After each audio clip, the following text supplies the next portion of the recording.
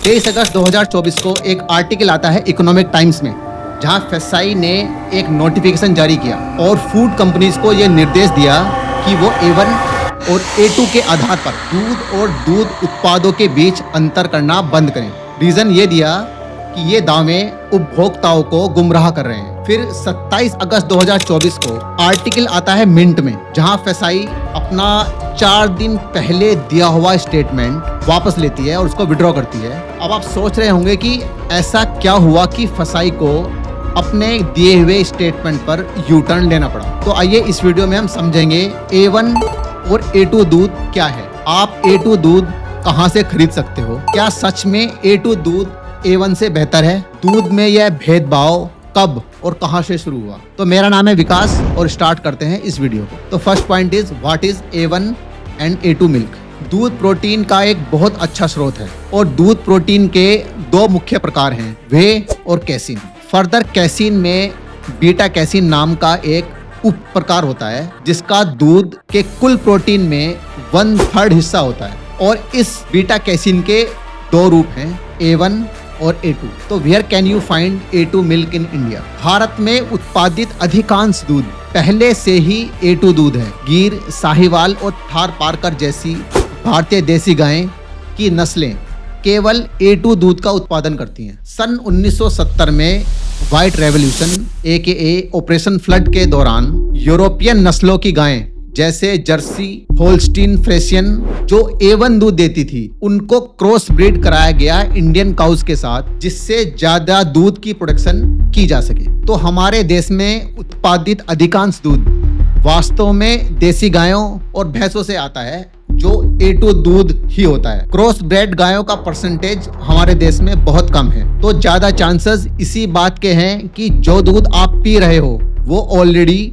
A2 ही है, भले ही उस पर A2 का लेबल लगा हुआ है या नहीं लगा हुआ। When and from where did this differentiation in milk start? इसके लिए न्यूजीलैंड को काफी हद तक दोषी ठहरा सकते हैं, क्योंकि यहीं से यह सब शुरू हुआ। खेती और डेयरी उद्योग न्यूजीलैंड की अर्थव्यवस्था में बड़ी भूमिका निभाता है। 1990 में वहां का डेयरी बाजार पारंपरिक डेयरी उत्पादों से भरा हुआ था और कंपनियों को अलग दिखने के लिए कुछ नया चाहिए था, और इसका जवाब छुपा था, यस आपका अंदाजा बिल्कुल सही है, A2 मिल्क में। तो 1993 में न्यूजीलैंड के 2 साइंटिस्ट प्रोफेसर बॉब इलियट और डॉक्टर कोरेन मैकलैक्लैन ने पाया कि A1 दूध पाचन समस्याओं और यहाँ तक कि टाइप 1 डायबिटीज और हृदय रोग जैसी गंभीर स्वास्थ्य समस्याओं का कारण बन सकता है। वहीं उन्होंने दावा किया कि A2 दूध इन जोखिमों के साथ नहीं आता और पचाने में भी आसान है, उन लोगों के लिए भी जो लैक्टोज इंटॉलरेंट हैं। कुछ साल बाद मैकलॉक्लैन ने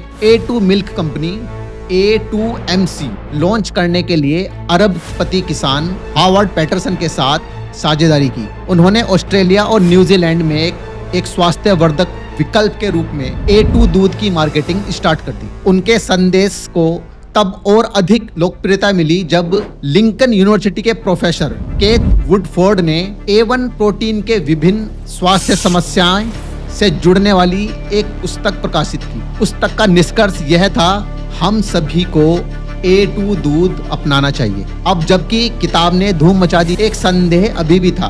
वुडफोर्ड का A2MC कंपनी के साथ संबंध था, जिससे यह संदेश पैदा हुआ कि क्या संपूर्ण A2 दूध क्रांति सिर्फ एक चतुर मार्केटिंग चाल थी। लेकिन इन संदेहों के बावजूद यह विचार लोगों के मन में बना हुआ है कि A2 मिल्क अधिक स्वास्थ्यप्रद है, और इस विश्वास ने A2 ब्रांड वाले दूध की कीमत बढ़ा दी है। भारत में नियमित दूध जो पहले से ही A2 होता है लगभग 50 से 65 रुपए प्रति लीटर में बिकता है। वहीं दूसरी ओर A2 ब्रांडेड दूध 2 से 3 गुना तक कीमत पर बिक सकता है, और ये दूध तक ही सीमित नहीं है। A2 ब्रांडेड घी और A2 ब्रांडेड पनीर भी प्रीमियम प्राइस पर बिकते हैं। ये प्रीमियम प्राइस कभी कभी इवन 10 गुना तक भी हो सकती है। अब बात करते हैं A2 ब्रांडेड घी की। घी में 99.99% फैट होता है, जिसका मतलब है कि इसमें प्रोटीन नहीं होता। फिर वो A1 हो या A2 हो,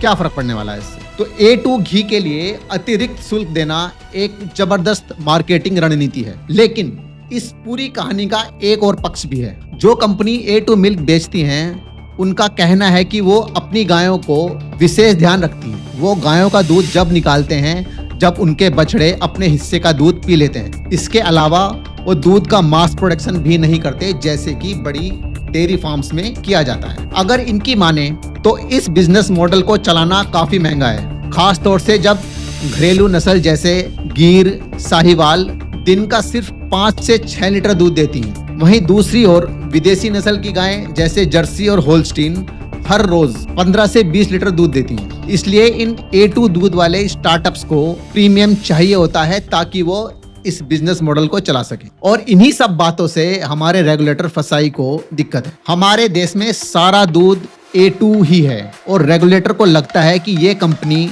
सिर्फ A2 का लेबल लगाकर प्रीमियम चार्ज करती है। पर यह केस इतना सिंपल नहीं है जितना लगता है। हमारा देश पूरी दुनिया में दूध का सबसे बड़ा प्रोड्यूसर है। यहाँ दूध का प्रोडक्शन पूरी दुनिया का 25% होता है। तो अगर हमारे देश के किसानों को दूध और दूध से संबंधित उत्पादों को एक्सपोर्ट करना है तो A2 का लेबल लगाने से उन्हें एक एक्स्ट्रा एज मिलेगा इंटरनेशनल मार्केट में compete करने के लिए।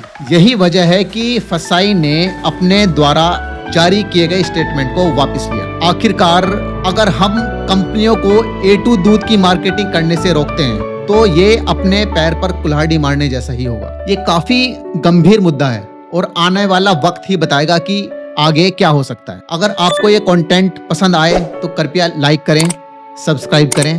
ऐसा करने से मुझे मोटिवेशन मिलता है ऐसी और वीडियोस आपके लिए लेकर आने के लिए। धन्यवाद।